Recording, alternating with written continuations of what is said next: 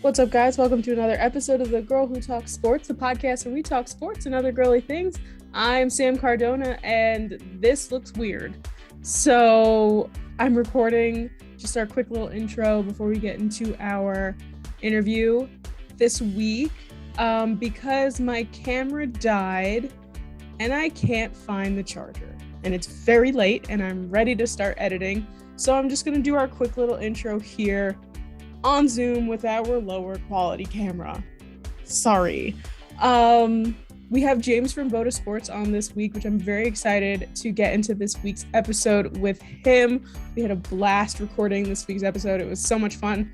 Fully NFL once again, just like it was last week. I am living for the NFL season right now. But I had a quick announcement that I wanted to throw in here before we got into our interview. Well, we'll wait a second. So let's just do our quick little plugs first. So guys, don't forget to follow us on all podcasting platforms. Anywhere that you get a podcast, you can get The Girl Who Talks Sports. So make sure that you subscribe and check that out and leave a review where it is available. And don't forget to subscribe to the YouTube channel at The Girl Who Talks Sports. And if you're watching on YouTube right now, leave a little like down below, leave a comment, all that good stuff. Make sure that you just keep on clicking things. Just keep clicking things until everything is green and blue and all that good stuff. Turn on notifications too while you're at it so you get notified every time I upload a new video. And finally, don't forget to follow us on social media at TGWTS Podcast on Twitter and The Girl Who Talks Sports on Instagram and TikTok. And finally, exciting news. I'm so excited. Guys, I am officially a co-host on the review and preview show, Big Blue Avenue. I am so stoked to be doing this with my two friends, Tom and Hank. Just really excited for this opportunity. I was a guest on the show a bunch of times. I'm sure that some of you guys tuned in when I was on there. It's on Facebook Live at Review and Preview Sports. So make sure that you check out their page and you can follow Big Blue Ave, Big Blue Ave AVE on Twitter and Instagram. So make sure that you check them out. But yeah, so it's going to be the three of us this season talking Giants, all that good stuff. So if you guys are interested in that, please check it out when the time comes. When the time gets closer, obviously, I'll give all of you more details, so on and so forth. But I really appreciate it. I'm so excited to start another show that's not just The Girl Who Talks Sports. It's just going to be such a fun time. And I'm really excited to do it with both my new co-hosts. Oh my God, so crazy to say, Tom and Hank. So everyone, that is the fun news that I have for this week. Let's get into our interview with James from BOTA. We had a lot of stuff to talk about. A lot of preseason games went down. We rate rookies. We go into what's going to happen this NFL season. So without further ado, guys, here's our interview with James from BOTA. All right, everybody, welcome back to another episode of The Girl Who Talks Sports. I am so excited for our guest for this week. We have James from BOTA. Woo! James from BOTA Sports. I'm so excited to have you on this week. How are you? I'm great. Yeah, thank you for having me. It's been a long time coming. I'm glad to be here. Yeah, no, we've definitely this is something that should have been done a long time ago, but nonetheless, we are here today and I'm super stoked about it. We have a lot of NFL things to go over. You know, we had our first weekend of preseason. You know, we finally started to see some people in motion here. So I'm very excited to get into that. But what I usually do to start off interviews with people, especially who haven't been on the show before, I like to get your origin story. I like to hear how you got into podcasting, how you got into sports, where did BOTA come from and all that good stuff. So why don't you kind of tell the people your story? Oh God, where do I start? All right. BOTA started as an idea. No, it was I was working some job that I was fine with, but I realized I wanted to ultimately just talk about sports because that's what I did anyway for no pay, and I guess still for no pay. But I enjoyed talking about sports. So I messaged a couple of my friends, one of them being my best friend, another one who became a best friend through this. And I was like, hey, do you guys want to like, start a sports blog? And we started off super small, just making blog posts, whatever. I was still living in Tampa at the time, which is the TA in BOTA. We combined Boston and Tampa, made that a thing. At this point, we really don't have much connection to Tampa, but I ended up moving back. We went a little more full force with it and ended up just finding this awesome community that is Instagram and social media sports. I just got lucky. Yeah, that's awesome. And obviously, like through Sports Me, a lot of us have been able to make relationships, and like this one right here, and just kind of like get to know other people in the sports world. But I want to hear about your teams, because I know that you're a Browns fan, and I want to know how all that came to be. The easy answer, and I say this often, is I hate myself. But no, it's totally a fair question, especially for someone who was born in New England. Like, how do you end up like growing up around this dynasty and being like, yeah, I'm gonna root for the Browns? I've always been a fan of college football. I'm gonna preface with that, and it's always been more of my favorite. Like, I loved college more than I loved the pros. But, growing up, like you watch the Patriots if you're in New England. And I was just so unbelievably bored watching the Patriots. And it was like every game, it's like, oh, cool. They're going to win. Like Tom Brady's going to do short passes all game. This is great. I'm glad you all enjoy this so much. I hated it. I was just like, this is awful. So flashback to the college thing.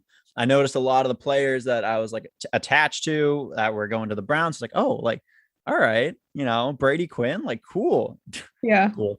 And inevitably I actually ended up committing to it on the 0-16 year, which I always get that backwards. I think it was 17 was when they went winless, which is, a Super Bowl in itself.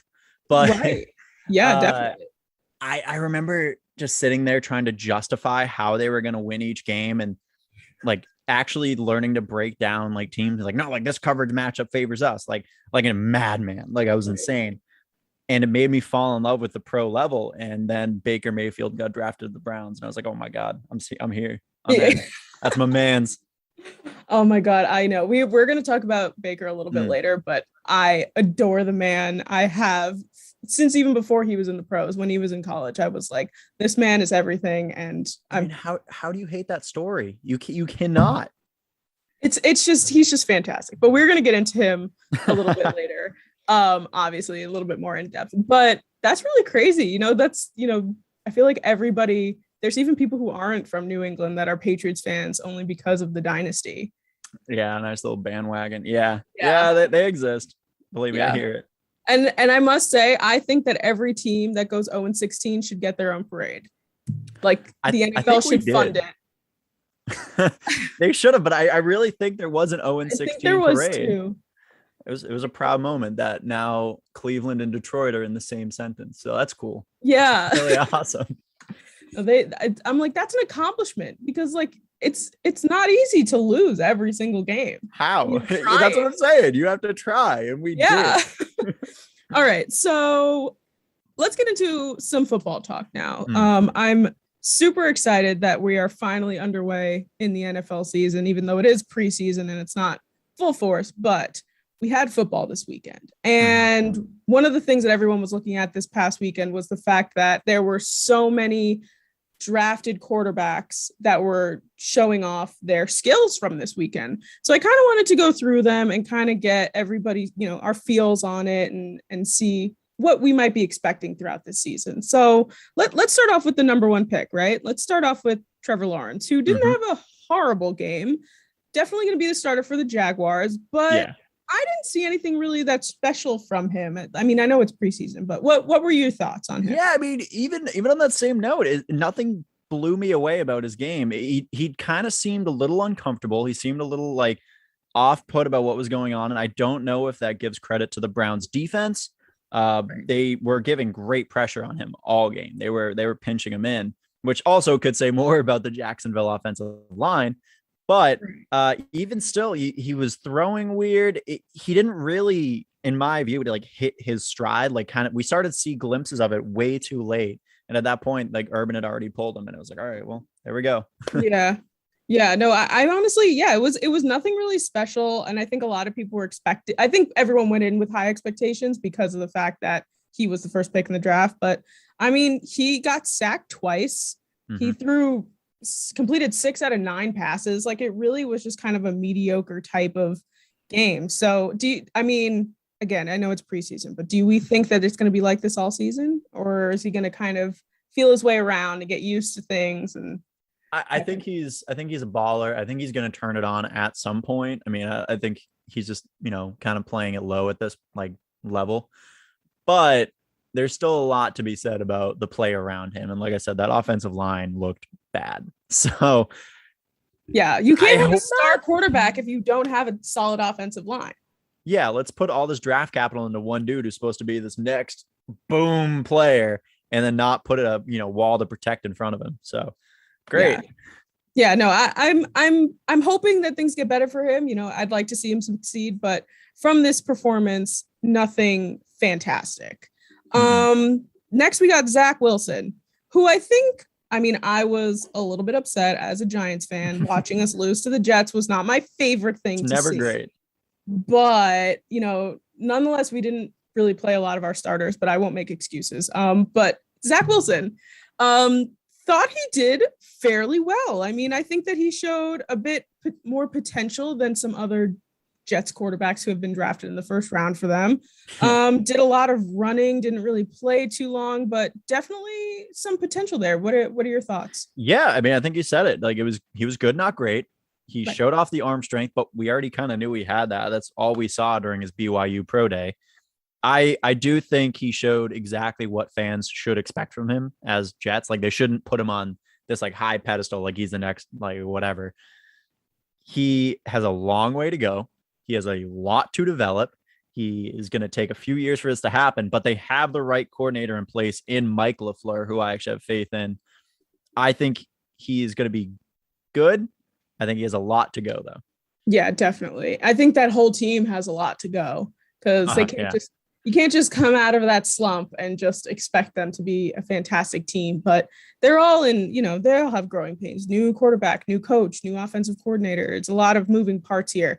But yeah, no, I think that he had some really solid connections with his receivers, and it was a good performance by him. And I think that Jets fans should be fairly excited. Hopefully they just won't just completely crap the bed, which they do. That's the idea, but they are the Jets. And I say that as a Browns fan with nothing but love. But. Right, exactly. I think that they're pretty similar in that retrospect.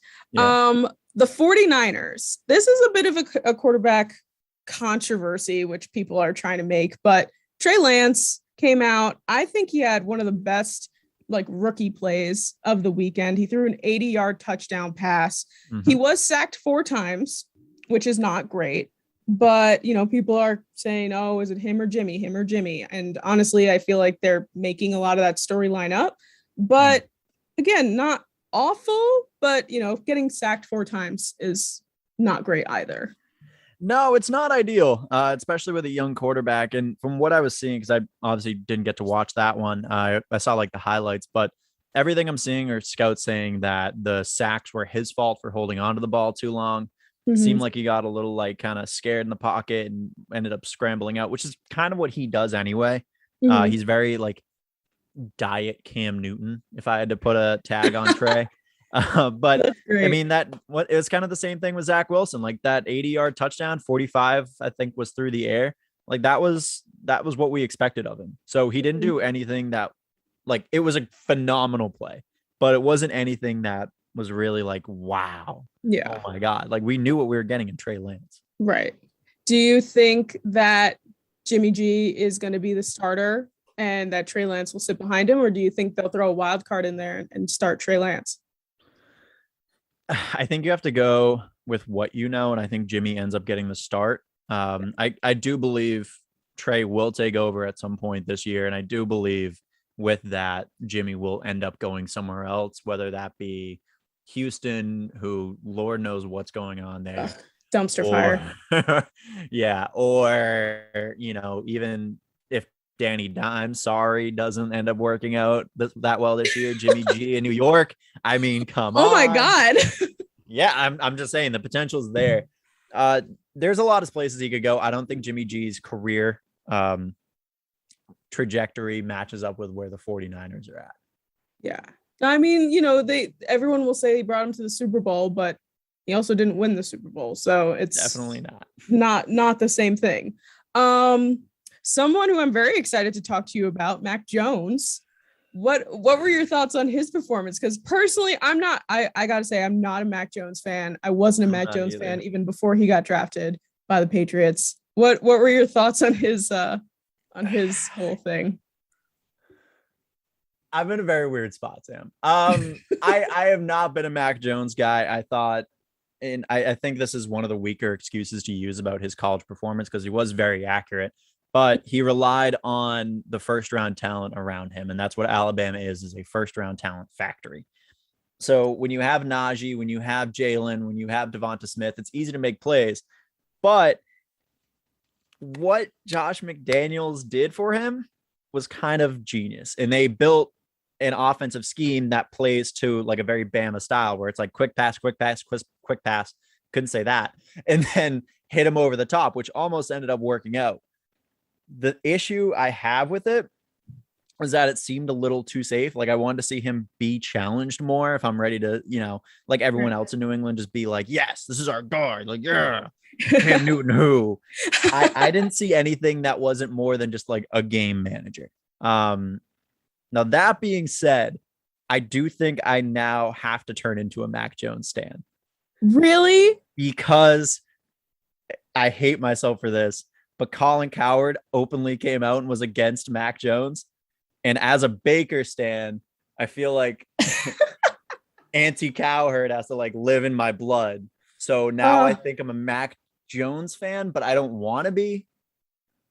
But it's only because of Baker. You get the dots I'm trying to connect there? No, I'm following you. I'm definitely following you because we hate Colin Cowherd. We despise the man. All the homies hate Colin Cowherd. No, but man, you love Baker so much. Does that make you like somebody that you don't want to like? I don't know. I don't know. I'm gonna have to consult the bake gods. Yeah. No, it's yeah. But no, I just don't like Mac Jones. I really don't think that. I think he's too confident. I think he's too cocky. I think he went in going like, yeah, I'm the best. I'm gonna be in the Patriots and be fantastic. And you're just like, I don't know. I just think it's so easy. He rubs me the wrong way. And no, 100% he should. He's also weird looking, but that's a whole nother story. It's so easy for New England fans to be like, oh, Mac Jones is the next Tom Brady because he's a slow guy who is a pocket passer. But he's not.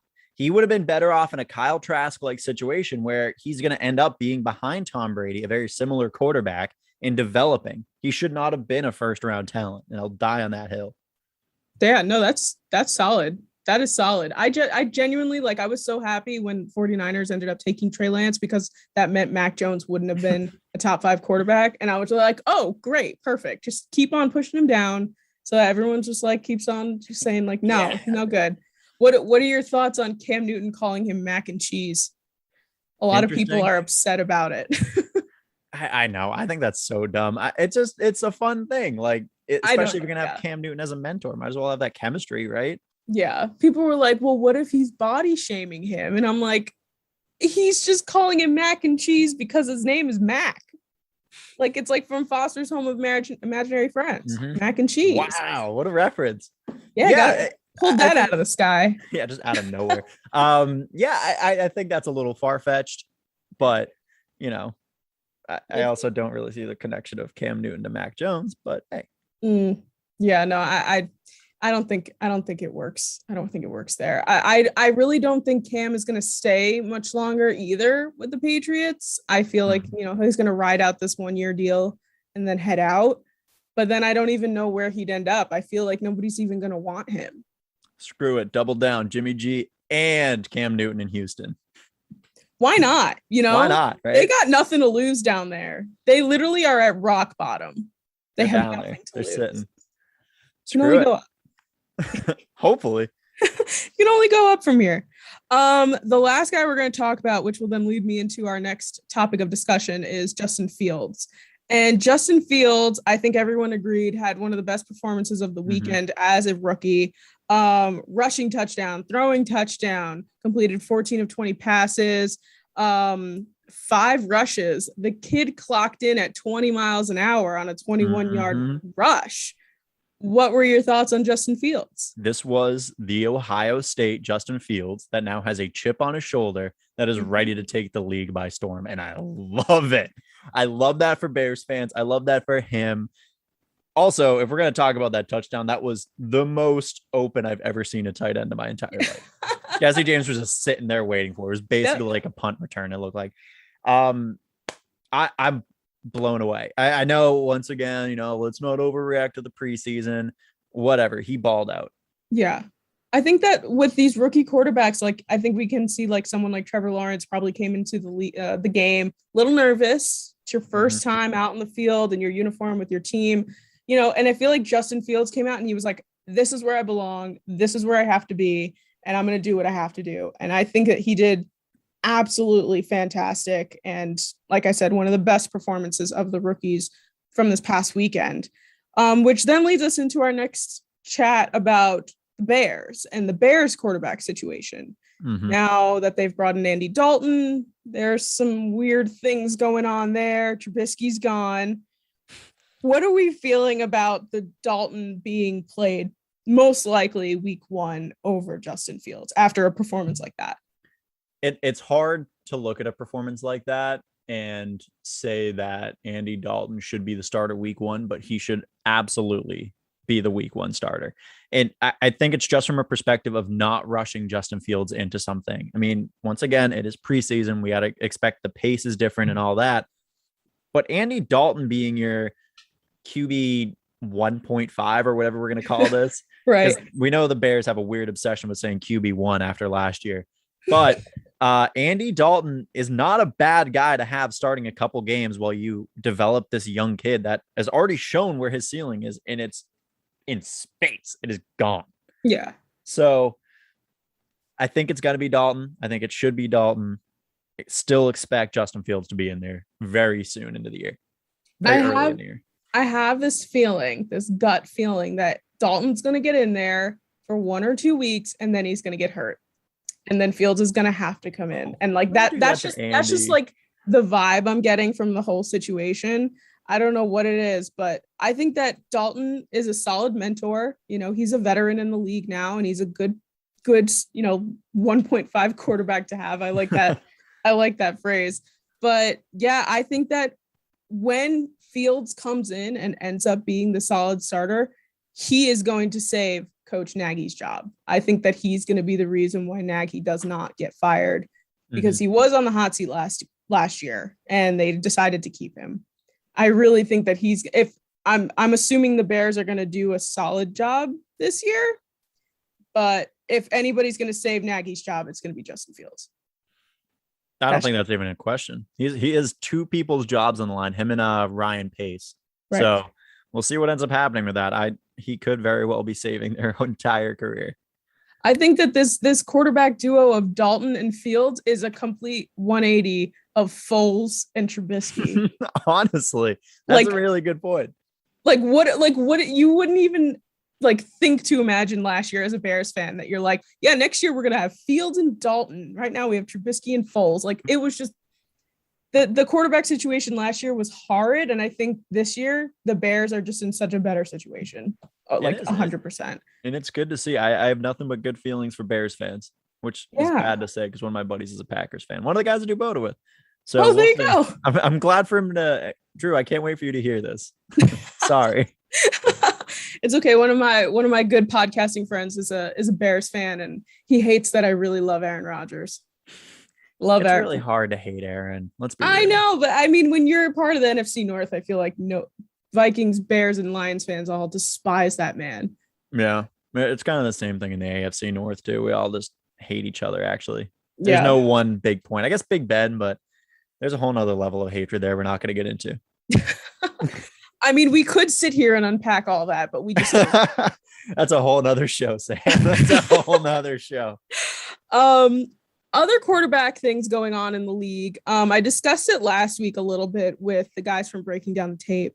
But the Colts are in a weird situation with Carson Wentz being injured, which doesn't surprise me at all. The fact that this Shouldn't happened, shock anyone. No, it really doesn't. But odds are he's going to be able to come back into the season. But week 1 is definitely up in the air, and we have Jacob Eason and Sam Ellinger. You're right. You're right. Ellinger. Okay. Oh, yeah. And we saw both of them perform this weekend in preseason. Both of them, I think, did a solid job. Eason is from last draft, and Ellinger is from this draft. So at least Eason has another year on him. But I feel like in terms of, NFL knowledge and just being in the game, they're at sort of the same level. So what are your thoughts on who you think might start here? Because of the fact that they are both super young guys. Yeah, it's honestly tough. I think both of these guys kind of just look like career backups. Right. I like Sam Ellinger. I hate to say that as an anti-Texas fan. They broke my heart when I was young in the Rose Bowl. Vince Young, I hate you. But we're moving on. I was a big Eason fan when he came in. I thought he had a ton of potential. I didn't really understand them going after Phillip Rivers, but now looking at it, having to work and learn under Phillip Rivers for a year, it's probably good. The issue I saw with him in his game is that he did the opposite of what Mac Jones was trying to do and keep it safe, where Jacob Eason was just airing it out. He always looked for the deep ball when he had these very quick, easy, running backs were out, quick, slot was out. He was like, nah, deep ball. I got to impress right now. And it's oh, relax. You've been here. You probably know a little bit more. Right. Sam. Oh, sorry. Go ahead. No, keep going. All right. Bet. So Ellinger, he played smart, showed off the athleticism that I didn't know he had. I didn't know he was that agile. Here we are. There was an awful interception that kid threw, and it was a horrible read. It was right into coverage. It was basically inside of, I forget whose hands, but it was bad. If I had to sum it all, put it all together and give my final thought, Eason should be that starter week 1. Like I said, I have a really hard time believing that he didn't learn anything from Phillip Rivers before him. And I just think he's ready to take those reins. Yeah. But they both look like backups. Right. I mean, and that's what they are. They are backups. Mm-hmm. They're just like the backups to the backups, for lack of a better word there. But the Eason, I agree. I think that he should be the starter.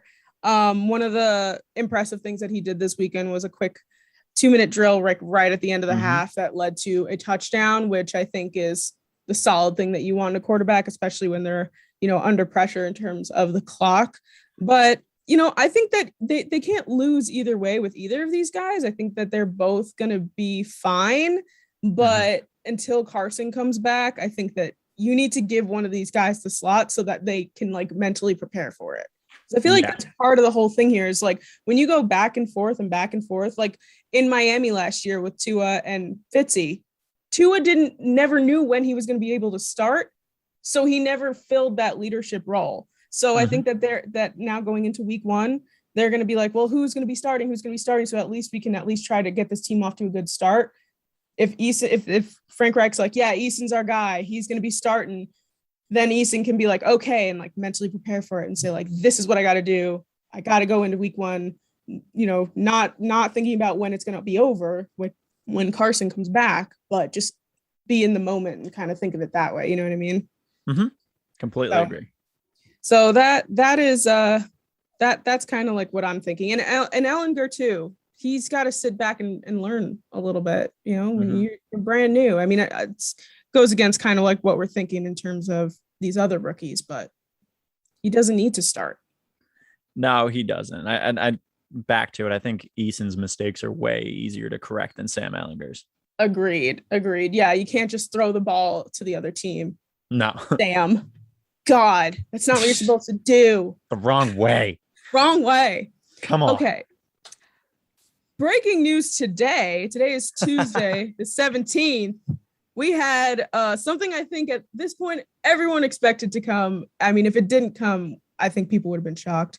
The Jaguars have officially cut Tim Tebow He is no longer going to make his tight end debut in the regular season of the National Football League.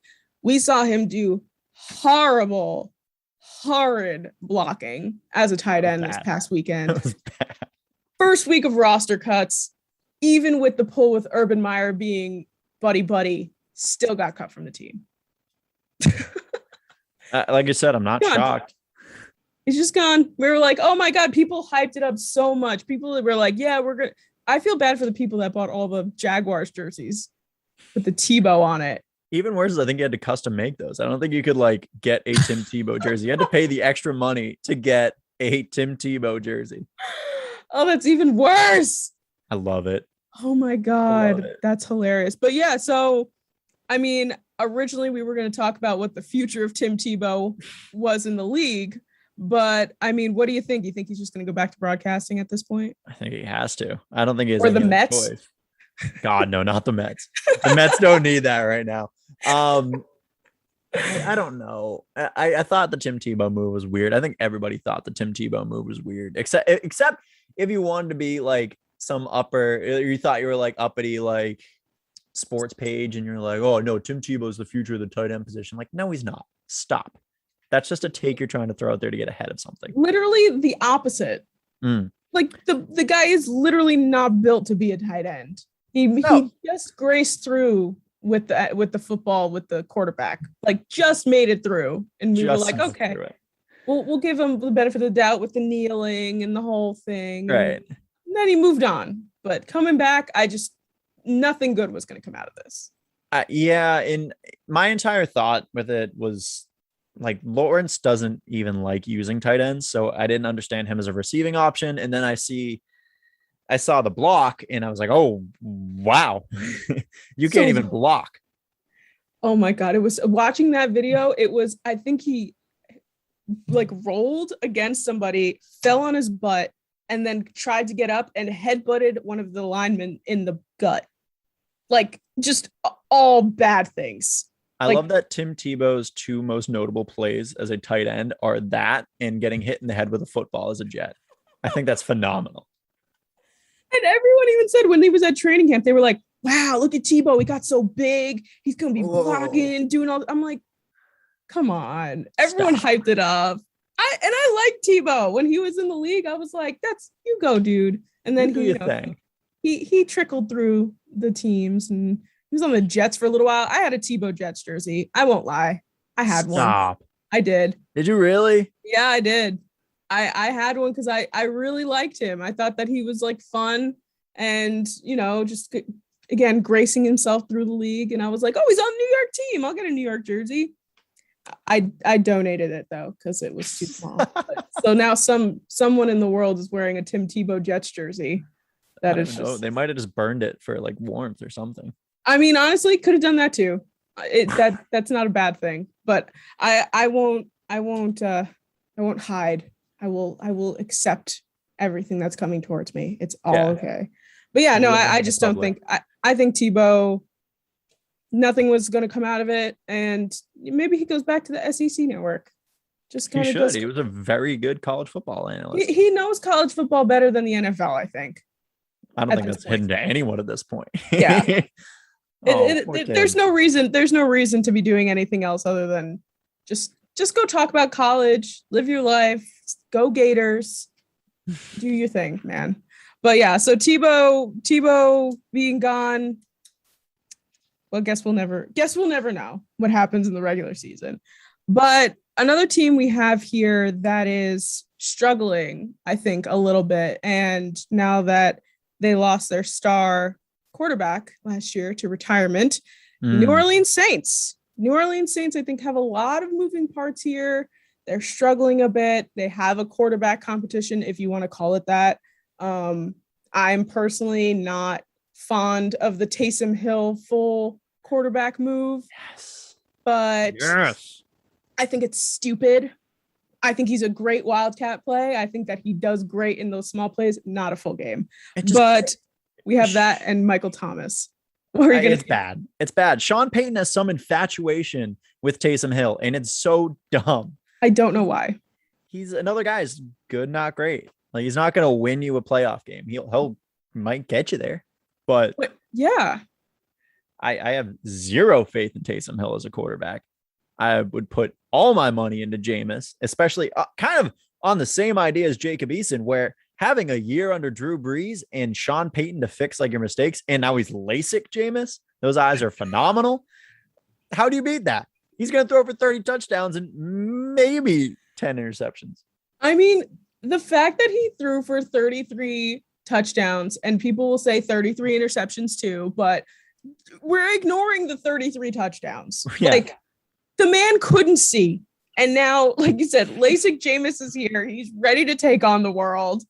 Give him the starting spot. Again, if you want to switch out with Taysom, do it. Like, sure, that's great to have those wildcat plays. It throws defenses off. It's great. But when Sean Payton started Taysom Hill last year, like, I think Drew Brees, when he had his lung or something, and I was like, oh my God, Drew Brees is gonna die because he's like freaking 41 with a punctured lung. But I was so concerned for him. But when he started him, I was like, are you crazy? Like, it just doesn't make sense in my brain to start Taysom Hill ever. No. He's not a starter. I don't get it. I don't get it either. It doesn't make any sense. But yeah, I think the thing is that when you compare the two, Taysom Hill is obviously more agile, and because he freaking plays tight end, he knows how to run, he knows how to do all these things. And Jameis can sit back and throw the ball. Mm-hmm. And that's like the thing that when you're comparing them, but Taysom Hill, while he can be a quarterback, he's better. I would think he's just better in a tight end position. So why would you not keep him? Then you're missing someone in your tight end position. Mm-hmm. Wouldn't you want wouldn't you want him to be in the position that he's better at? You'd think, right? I don't know. I mean, I guess just him as a gadget player, honestly, that's where he should live. He should not be a quarterback. It just doesn't make sense that if he's better at something, like if you ask somebody to make them like a peanut butter sandwich and, a peanut butter and jelly sandwich, and they make a peanut butter and jelly better, why would you ask for a peanut butter sandwich? Do people just eat peanut butter on a sandwich? Is that a thing? I know people that eat just peanut butter on a sandwich. Monsters. Not me. I eat peanut butter and jellies, but I know people eat peanut butter sandwiches. I would say our thing in Boston is fluffernutters, and it's peanut butter fluff. I love fluffernutters. They're legit. They're the best. I adore them. And believe it or not, I go on vacation in Massachusetts every year, and that is the place where I eat fluffernutters because I feel like it hits different there. It's just a different breed. I don't know what it is. I don't know if it's like the ocean air or something, the coast. I don't know. Fluffernutters. Salty Massachusetts air. To I try to eat them here, and it's just not the same. I literally live on an island, and I still I'm like, nope, doesn't feel the same. I think it's just the vacation mindset, but I'll support the Massachusetts air thing. Are you a Dunkin' Donuts guy?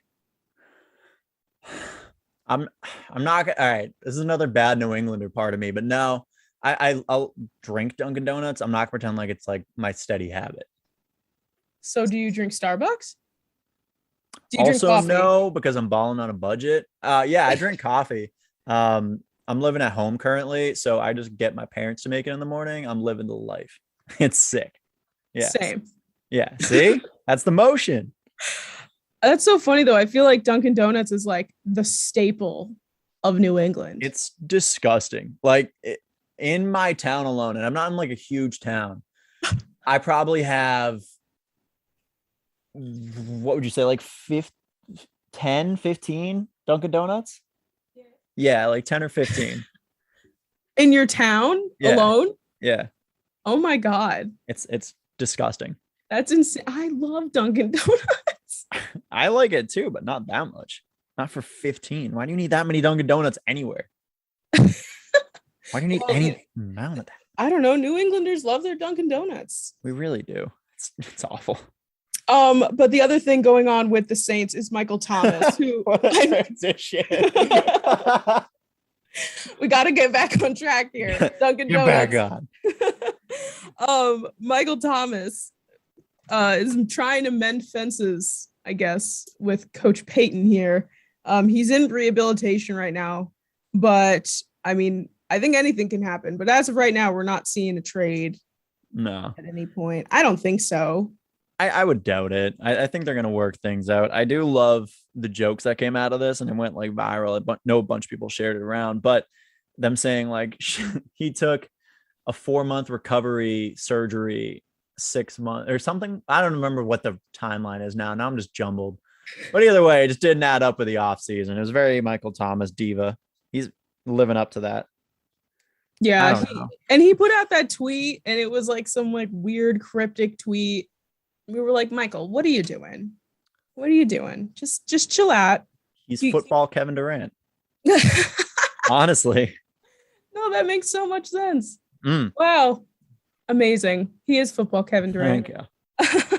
But yeah, Michael Thomas, I don't see him going anywhere. I don't see anything happening with that. I think that he's just a little sad that Drew's gone. And, you know, it's like a little bit of a stab in the heart, because I think that Drew Brees made Michael Thomas good. I mean, he's still a good wide receiver, but, you know, having someone like Drew Brees as opposed to like Jameis Winston, probably just a little salty. Yeah, I mean, it's probably not great.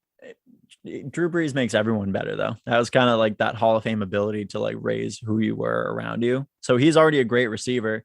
He just made Michael Thomas that much better. So I'm sure there's some bad feelings there about like, oh man, what do I do now? Yeah, I gotta say I'm real upset that Drew Brees went out the way that he did. I think that last game that I was like, oh, just give him one more game, just to like make it a little bit better. But it just, I love Drew Brees too, so it just hurt my heart really bad to see him go out like that. But nonetheless, he's gone now. Nothing we can do about it. Let's go, Jameis Winston. Can't wait to see you on the field there, buddy. All right, time to talk about our mans. Time to get into it. Time to talk about Baker Mayfield, the one and only number 71 on the NFL 100 list. You made it. Top 100. You got on there. Woo!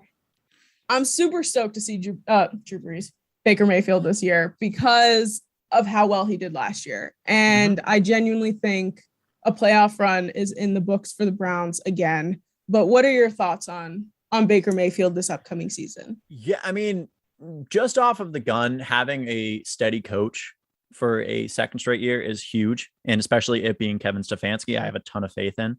I wanted him to join back when Freddie Kitchens. I'm not going to say his name more than 3 times. I'm afraid he's going to come back to the team. But I wanted him before Freddie, and obviously ended up in a worse scenario. Other than that, he ended up working with Baker and building off of his strengths extremely well, rolling out off the play action, abusing the run, and then building off of that. I will say, and I, as confident as I am as a Browns fan, like the Browns fan James thinks Super Bowl or bust, but like the rational, somewhat rational, let me amend that, James is looking at this and saying like, all right, I think we're still like a year or 2 out. I think you're going to have one more year, maybe you get an extra win in the playoffs, but I think it's AFC championships the cap. I just don't think they have it all together yet. I agree. I think that the consistency, I literally wrote down consistency in my notes. That is one of the major things. And I mean, not to bring up the Giants, but very similar situation there in terms of Daniel Jones has never had the same coach 2 years in a row, or the offensive coordinator 2 years in a row. So hopefully that makes things a little bit better. But Baker Mayfield going into this season with Kevin Stefanski again, with Jarvis Landry, we don't know about OBJ. I don't know what he's up to. But what are your thoughts on OBJ? Are you yay or nay? It took me a while to kind of go back and forth on it because they started to click a little bit right before the injury. I mean, we saw the OBJ of past and it was like, oh my God, like, could this be it? Yeah. But we also saw Baker Mayfield who was forcing the ball to him. And there's no hiding that. Like a lot of his interceptions in the early part of the year came from underthrowing OBJ. Even in the same game he got injured, he underthrew OBJ on a deep route. So I do think Baker tries to force the ball to him. I think they end up moving on from OBJ just from a cap perspective, just from, a team perspective. It's not worth keeping him on. He's just eating a spot. I I love Jarvis Landry. Can I say that? Can I just log that one in? I think Baker and Jarvis can be a deadly duo. I think they have shown they can be a deadly duo. Yeah, I agree. I just don't know about OBJ. I think it's time to trust me. I've been in that boat before. That literal boat that they put on and took that stupid. Oh no! Don't bring up the boat. It's cursed. That was horrible. But do you think Baker Mayfield is going to get that same contract like Josh Allen did? That freaking $250 million. I think you'd be crazy to think Baker Mayfield's going to be making that much. He's had 2 phenomenal years, one being his rookie year where he finished, I think, second in voting behind Saquon as rookie of the year. Mm-hmm. Obviously, the year post was awful, or year prior, sorry. And then the third year being that one was phenomenal. It was beautiful. It was good to see him. He was developing. But that's the thing is like Josh Allen is certifiably like an upper 5 quarterback of the future. Baker Mayfield still has that kind of question mark because we don't know where he lives. I think he's a top 10 quarterback. I think he has a potential to be up in the conversation, but he has a lot of competition to get through, and we just don't know what Baker we're getting year in and year out. I know that's the sad part is that it does go up and down and up and down. And when we see him go so far up that it's like, well, he's got to come down at some point. So hopefully he doesn't go down too far. I genuinely think that the battle for the division this year is going to be Browns Ravens.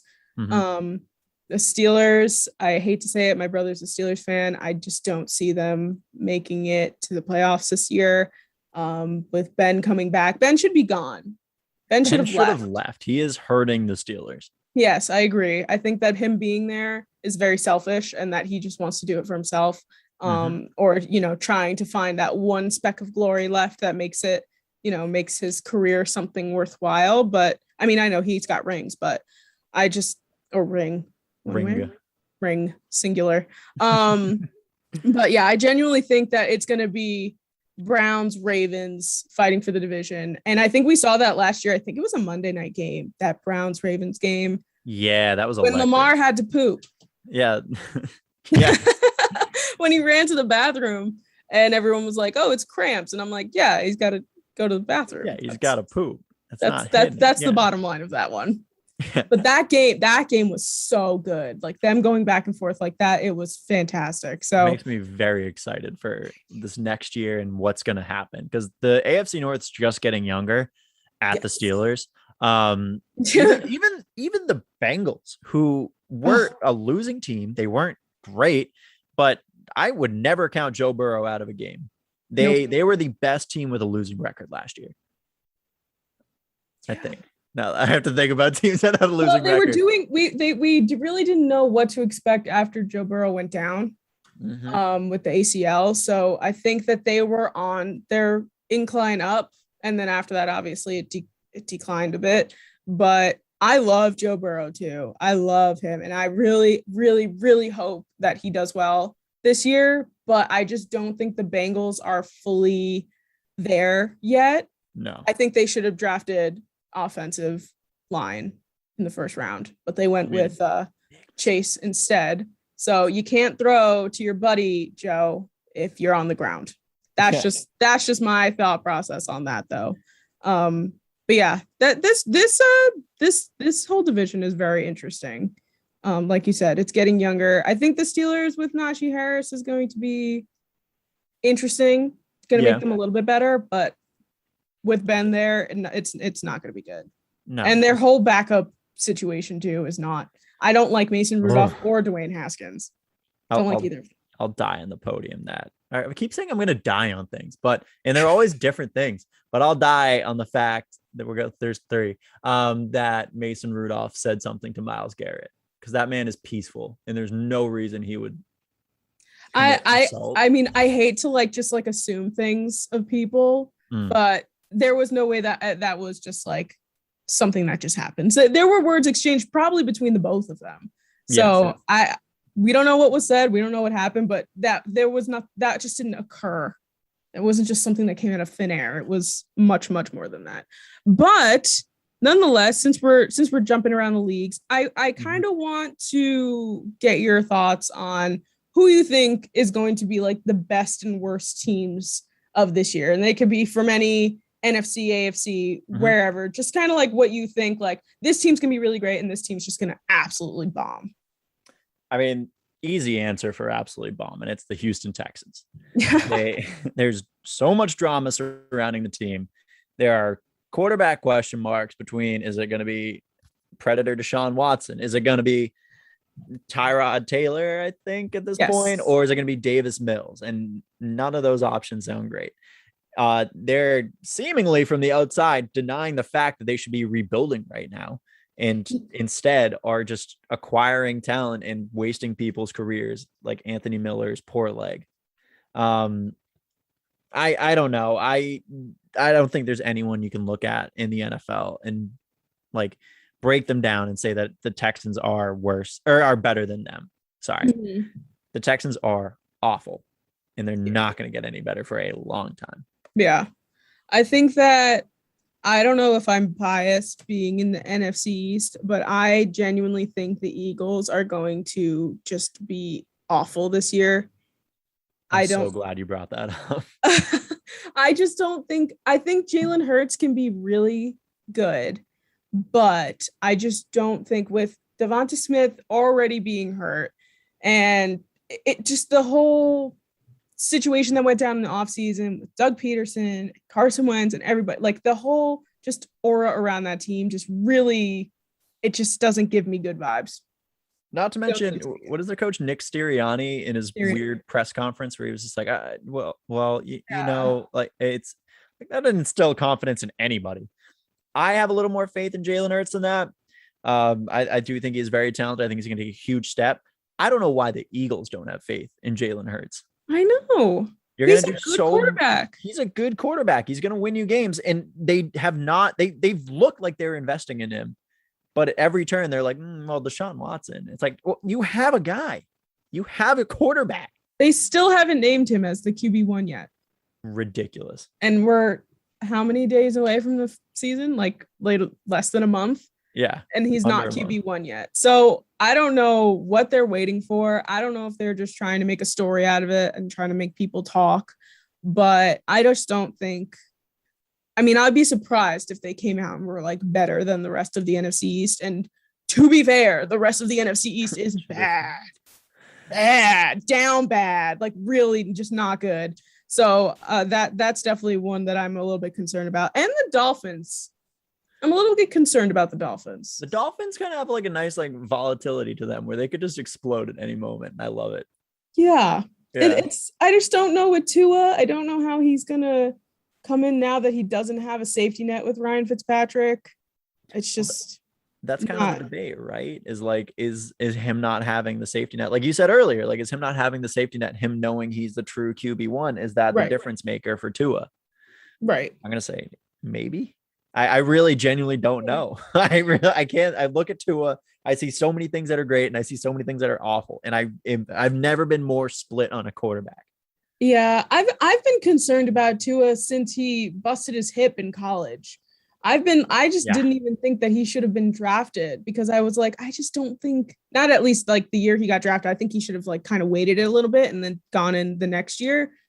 That hip at a very young age, that's going to mess you up for the rest of your life. You can't play pro football on that. No, I mean, that was a injury that like 10, 15 years ago ended careers. Yeah, exactly. And here we are. So I'm a bit concerned about them. But what are your best teams that you're feeling this year? I mean, I feel like this is another kind of easy one, but there's a big asterisk next to it.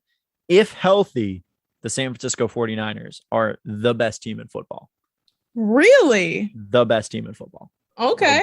I gotta stop saying I'm gonna die on things. That was their issue last year. Is they have such a young, talented team led by such a awesome coach. All that held them back was that they couldn't stay healthy. They couldn't stay off of the IR. I think the 49ers are phenomenal. They compete in an extremely tough division, and they stand out every year. That's interesting, because I'm got like a kind of a wild card in that division as well, and that's the Cardinals. Really? I'm convinced that the Cardinals are going to basically make a run for the Super Bowl, and it's going to be like them and the Bucks in the championship. I have way less faith in Cliff Kingsbury than you do.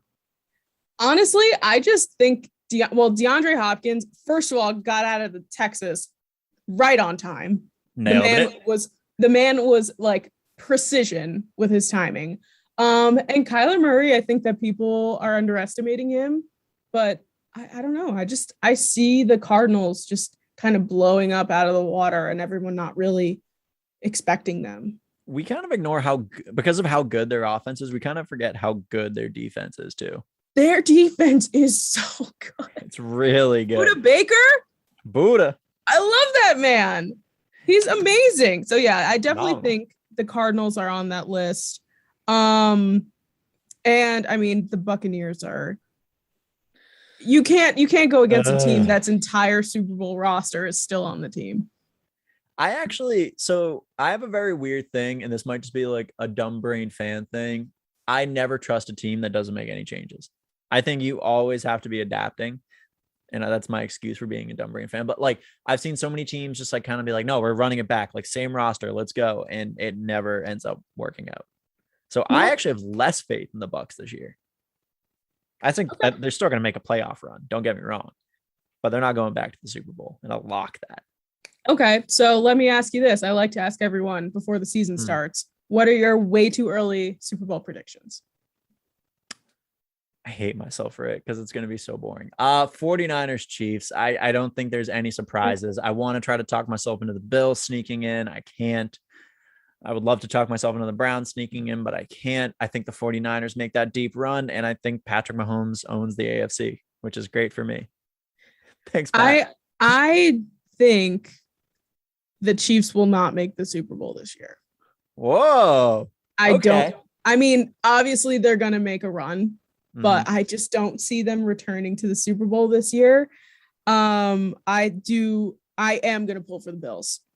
You think the Bills sneak through? I think the Bills make it to the Super Bowl this year. Okay. I respect that. I think, first of all, I love the Bills. I think they're phenomenal and fantastic. And I love everything about that team. Everything from jumping on tables, shotgunning beers, the whole 9 yards. I love everything about it. I just think that now that Josh Allen is like, he's like all in and he's there and the team, like he has his solid team and he's been through enough playoffs now that he knows where his mistakes have lied and that whole thing. And Bills Mafia is going to root so hard for them. I think that I don't know if they'll win the Super Bowl, especially if the Bucs make it back. But I don't know. I'd really love to see them in the Super Bowl because could you imagine Bills Mafia? Oh my God, that'd be such a good story. That'd be really so cool. It really would. I would love to see that. But I would expect the Browns in the AFC Championship game. I would love to see a Browns-Bills AFC Championship. I would be fine losing to them. There are Lake Erie brothers. I was pulling for them like when we got knocked out. Like you got to support the teams that were like down and out. Right. So yeah, I mean, I would love that. I don't know if it'll happen, but I'd love that. Okay, so I feel like I'm just like saying all these quarterbacks that I love. I love Josh Allen. And to see Josh Allen and Baker Mayfield going head to head in a game, my emotions would be like all over the place. I would have no idea how to feel about anything. I'd be wearing my Baker shirt and like my Bills hat. Like I would just be like, I don't know what to do. Whoever wins, I'm happy. Like it would just so whole. Like I wouldn't feel mad if they lost. I would be upset, but like I just feel so good the entire time. And I think for the NFC too, I think with all this fuss is going on, the Packers have to make it to the championship game. They have to. That'd be so cool. Again, if they end up choking in that game again, it would suck, but they have to make it to the championship game because if they don't, Aaron Rodgers, his whole like reputation is just going to be in the drain. And that would suck. I think he also made a mistake. If we have a little time to talk about it, I think he made a mistake going back to Green Bay. Really? I do. Sure. I think it's more of a mistake on Green Bay's part, letting him kind of stay and work it out. I know he has friends on the team, like they're doing this whole like reunion tour. Like they want to get, like they got Randall Cobb back. They want to get Jordy and Clay Matthews. Thank you. Clay Matthews back. I just think it's dumb. The Packers should have traded him. His value will never get higher than it is right now off of an MVP year. Next year, I think they have the option to trade him next year. They don't have he's not a free agent.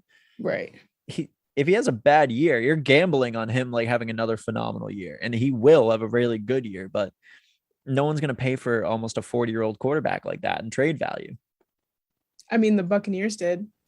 No, they signed him.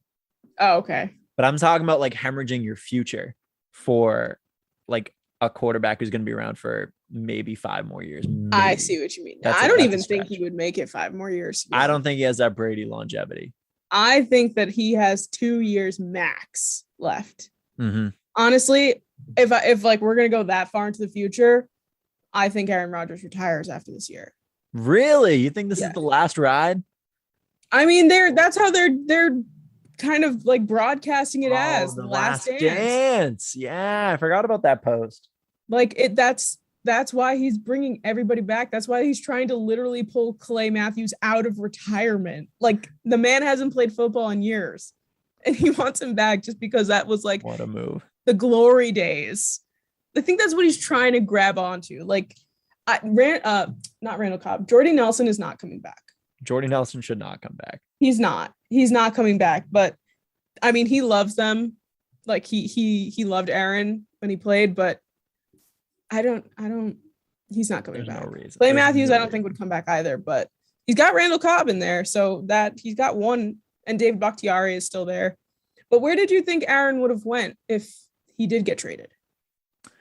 I really loved, I even posted about this on one of our socials at one point, but the idea of them trading Aaron Rodgers to Vegas, sending Derek Carr, and then them also acquiring Julio Jones, which I forget how I justified that in my head. But the idea of this veteran squad, tearing up the AFC West and matching up 2 games a year versus Pat Mahomes would have been electric, especially to get people into Vegas. I mean, I'm sure they don't have an issue with that, but Aaron Rodgers is going to put meat in the seats, and that would have been sick. That would have been it. That I would have loved to see him in black and silver. That would have been insane. So cool. I would have loved to see that. And you're right. People would have been lining out the door to go see him in Vegas. Oh my God. It would have been so good. Yeah. And Patrick Mahomes showdown twice a year. That's why I think they were also pulling for the Broncos for a long time, because they don't have a quarterback. And I mean, they do. His name is Drew Lock. I just kind of completely ignored the fact that the Broncos existed in this scenario in the AFC West, I guess. Yeah, they're still there. They're there. They arguably are more well equipped to get Aaron Rodgers. But I was Vegas. Sure. That's where I think that they really were pulling for was the Broncos. But nonetheless, he's sticking in Green Bay. But yeah, they got to make the championship game, if not the Super Bowl. If not, that just really sucks that they did this whole thing for nothing, basically.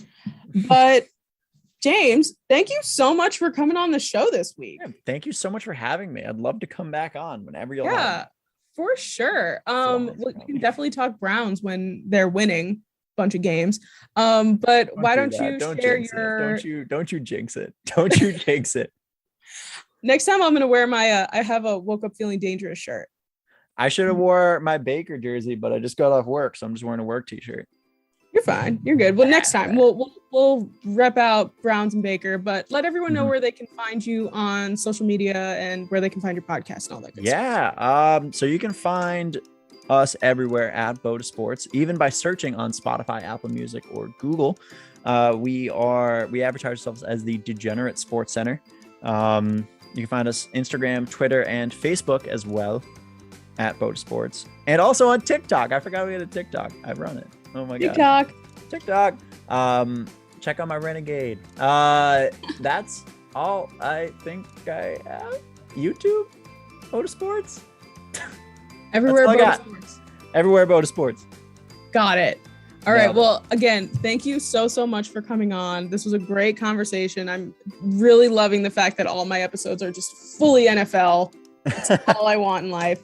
But everybody, I want to thank you guys so much for listening to the episode of The Girl Who Talks Sports. Make sure to find me on Instagram at The Girl Who Talks Sports, and on TikTok at The Girl Who Talks Sports, and on Twitter at TGWTS Podcast. Make sure to subscribe to the YouTube channel. Make sure to subscribe on all podcasting platforms.